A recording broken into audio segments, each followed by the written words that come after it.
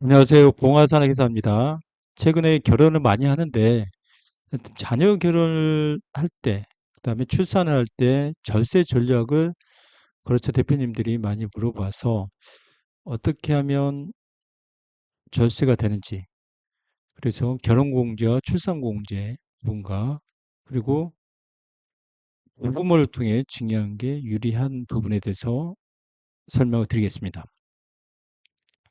자, 혼인증여공제하면 보통 경우는 1인당 1억 5천 정도 공제가 된다고 하는데, 이 증여자의 자격이 직계 전속, 부모, 조부모, 애조부모 누구라도 받더라도 1억까지 비과세가 됩니다.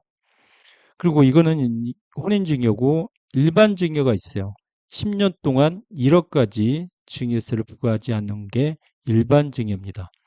이게 별도로 있고, 그래서 혼인신고는 보통 결혼하자마자 혼인신고하지 않기 때문에 전후 2년 이내에 증여하면 됩니다.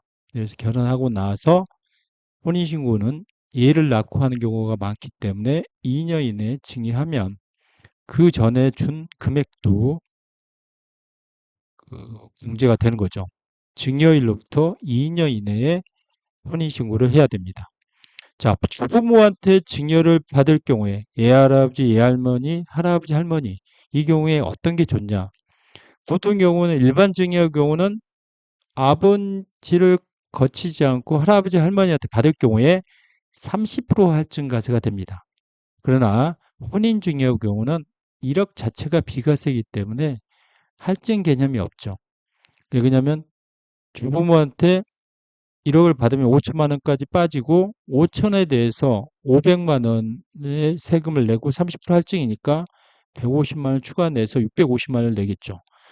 일반 증여 시 30%가 할증이 되죠. 그러나 혼인 증여 시 조부모한테 받으면 이거에 대해서는 할증이 없죠. 그래서 자녀 입장에서는 할아버지가 돈이 되면 할아버지한테 1억을 받고 아버지한테 5천만 원 받는 게 유리하겠죠. 자, 혼인증여공제 이해하면 1억과 5천만 원 이렇게 말씀드린 거죠. 그래서 1억 5천까지 하면 되는 거고, 결국 할아버지가 증여하는 게 유리한 이유가 나중에 할아버지 재산이 아버지로 갈 거 아니에요. 그럼 아버지한테 다시 손주한테, 아들한테 세금을 가져야 되기 때문에 다이렉트로 할아버지가 손주한테 1억을 주면 나중에 상속세 재차 상속할 때 세금을 줄일 수가 있겠죠. 그래서 일반 증여공제는 5천만 원, 소급하여 10년 내에 증여받은 금액이 있다면 합산이 되기 때문에 그렇게 됩니다. 그래서 만약 혼인신고를 했어요. 만약에 하고 결혼하자마자 혼인신고했을 때 3억 2천까지 세금이 없는 이유가 왜 그러냐? 본인 이렇게 남편 입장에서 신랑 입장에서 할아버지한테 1억, 아버지한테 5천, 신부 입장에서도 할아버지 1억, 아버지 5천. 그러면 이 3억까지 비과세 되잖아요. 그리고 사이하고 며느리는 친인척 관계가 되기 때문에 1천만 원까지가 비과세예요.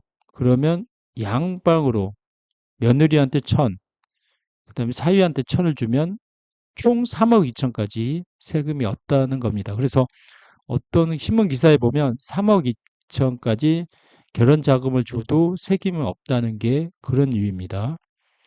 혼인 증여 시기와 조건은 증여일로부터 2년 이내 혼인 신고를 반드시 하셔야 되고, 그리고 혼인 신고 또 2년 이내에 받은 증여도 혼인 증여 공제를 적용받을 수가 있습니다. 이 기간을 놓치면 일반 증여가 되겠죠. 만약에 원래 받았어요. 근데 혼인신고를 2년이 해야 되는데 파혼이 될 수도 있잖아요. 아니면 배우자가 뭐 교통사고로 사망할 수 있겠죠. 그런 사유가 발생한 로부터 3개월 이내에 부모에게 증여받은 재산을 반환해야 됩니다. 그러면 증여가 없었던 걸로 보는 거고, 만약 그렇지 않을 경우는 증여세하고 또 관련된 가산세까지 추징할 수 있습니다. 혼인증여 형태와 사용은 현금 증여도 가능하고, 실제 사용에는 어떤 거 해도 상관없어요. 주식 투자해도 사고 집을 사용해도 되고 여행을 해도 되겠죠. 부동산 증여, 아파트나 주택 등 부동산을 직접 증여할 수도 있겠죠. 그 다음에 주식 증여도 되고 기타 자산, 예술품, 기금초, 자동차까지 줄 수 있습니다. 그런 다음에 이제 혼인 증여 공제가 안 되지만 출산 증여 공제도 할 수 있어요. 그래서 자녀를 낳으면 1억까지 증여세 없이 가능하고 이것도 예할아버지, 예할머니, 조부모가 할 수 있겠죠. 출생 신고일로부터 2년 이내입니다. 이거는 혼인은 혼인 전, 혼인 후 2년이 앞뒤 2년이지만 출산은 출생 신고일로부터 2년 이내. 자녀당 평생 1억 한도입니다. 자녀당이라는 게 모든 자녀당 1억 한도예요. 그리고 혼인 증여하고 출산 증여는 합쳐서 1억 한도예요.